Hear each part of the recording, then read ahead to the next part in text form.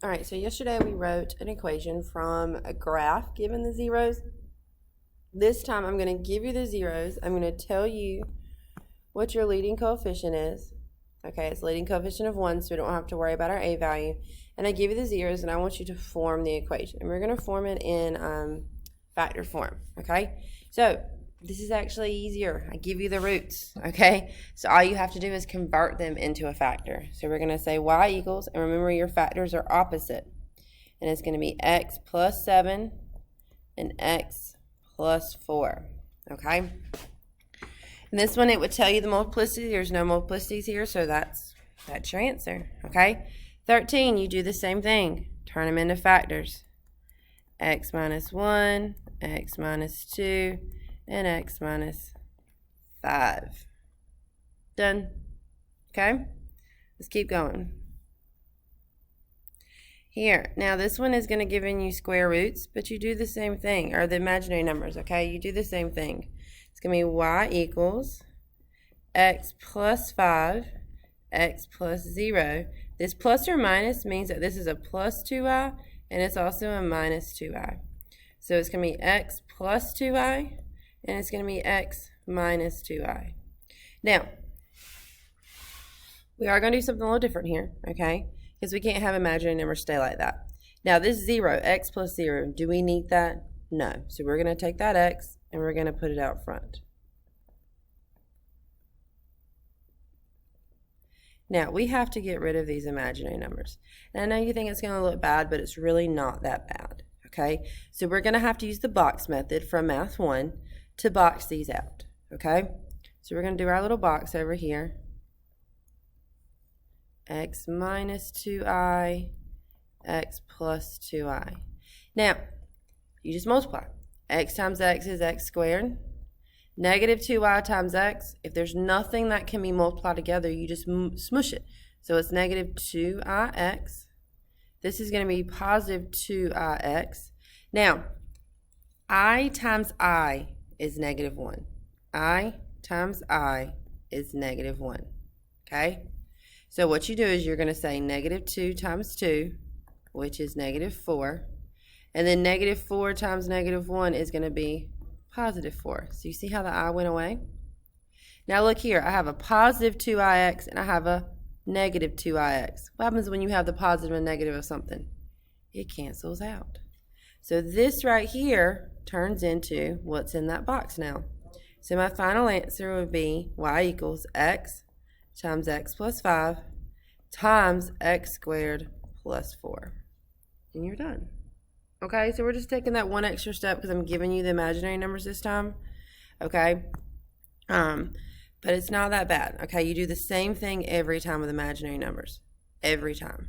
Okay, now we're going to do the same thing over here for number 15. Okay, all right. Let's actually take this one to another page. Okay, so it's 0 and plus or minus the square root of 3. All right, so we have, it's loading. Let's get a new one.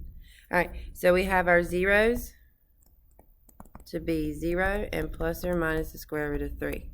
That plus or minus just means that my zeros are 0, the positive square root of 3, and the negative square root of 3. Okay, so let's turn these into factors. So it's y equals x minus 0, x minus the square root of 3, and x plus the square root of 3. Now, we don't need the x minus 0 because minus and 0 does nothing to anything. So we're just going to have y equals x times x minus the square root of 3 times x plus the square root of 3. Now, just like imaginary numbers, this is not proper, so we're going to handle this. And we're going to come over here and we're going to do our box method again. And it has a pattern also. Okay? X minus the square root of 3, x plus the square root of 3. Now you can actually use your calculator for this one. You can actually use Desmos for this.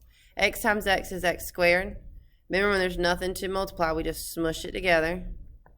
Smush this together. Now the square root of 3 times the square root of 3, you can type in Desmos. Okay, we can go to Desmos. And we can say, here we go, the square, don't need you to come up. The square root of 3 times it was negative, right? Negative square root of 3. And look, it gives me negative 3. So what happens here, because it's the same thing every time. If I did the square root, if I did the square root of 4 times the square root of negative 4, or negative square root of 4, look, it's negative 4. Are you seeing the pattern? The square roots are basically canceling out, aren't they? So square root of, let's just do 105 times, I'm so tired, I know, I need to get, times the negative square root of 105. Look, it gives me negative 105. So the square roots are canceling just like those i's turn to negative 1. So the negative square root of 3 times square root of 3 is actually just negative 3. Well, look here. Negative x square root of 3, positive x square root of 3. These also cancel out. So this turns into y equals x times x squared minus 3. And that's your final answer. Okay? All right. I think there's another one.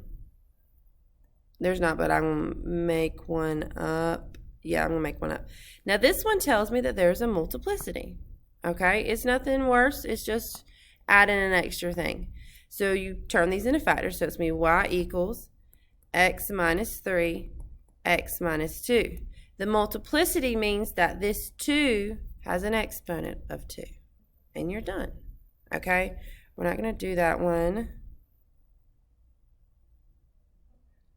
We're going to do this one. So it says both have the multiplicity of 2.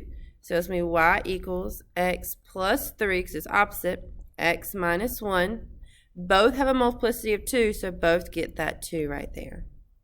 Okay? All right, let's do some more with the imaginary numbers and the radicals. Okay? All right, so if I tell you that my zeros are, let's say, 3 multiplicity of 2, and then I want to do plus or minus the square root of 5, since we just did a square root, and it's fresh in our memory. So convert it to factors. Y equals x minus 3. This multiplicity means he gets a 2, and then it's x minus the square root of 5 times x plus the square root of 5. Okay?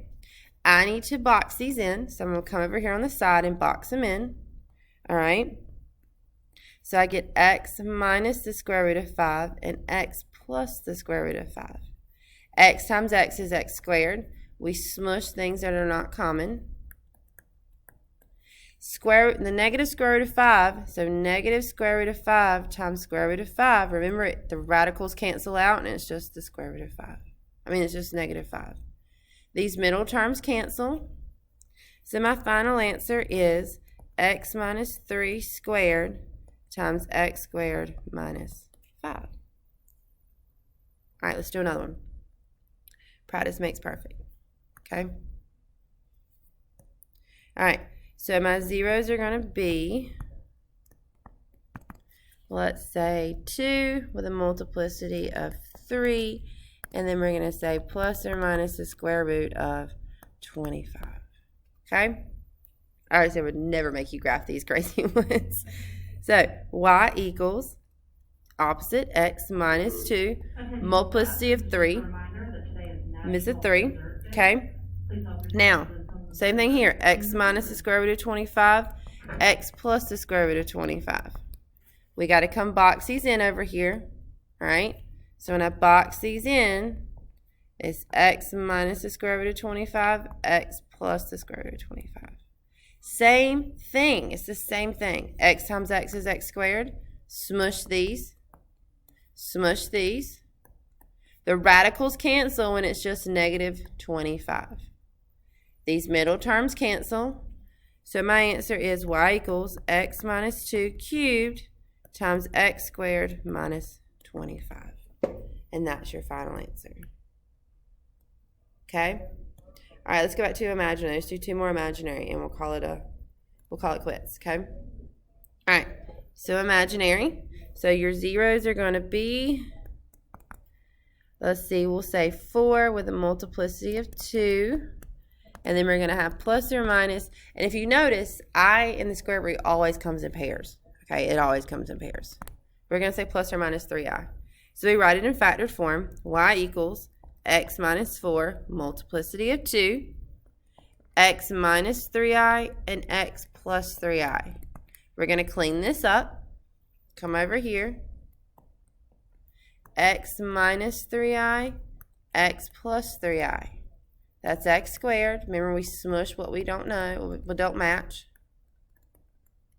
Negative 3i. So remember, I times I is negative 1. 3 times negative 3 is negative 9.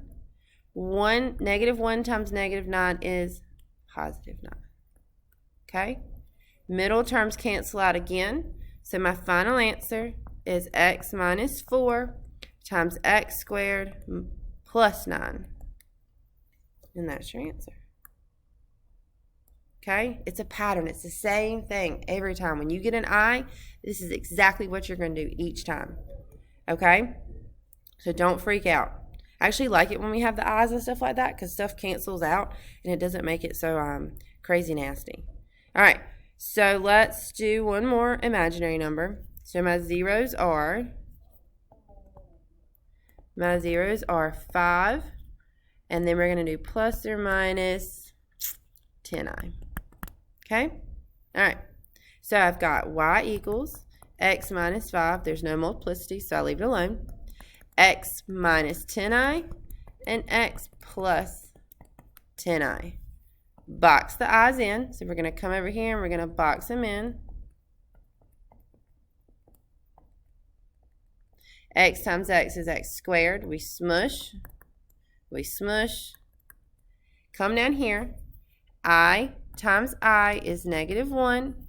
10 times negative 10 is negative 100. Negative I times negative 100 is 100. Middle terms cancel because they're opposites. So my final answer is y equals x minus 5 times x squared plus 100. Okay? All right, now, if you need more extra videos on imaginary numbers and rationals, please email me and I'll make another video and I'll do 6 more problems, 3 of each, okay? All right, so you don't have a Delta Math today. You actually have a worksheet because Delta Math doesn't have this, okay? All right, guys, let me know if you need anything else.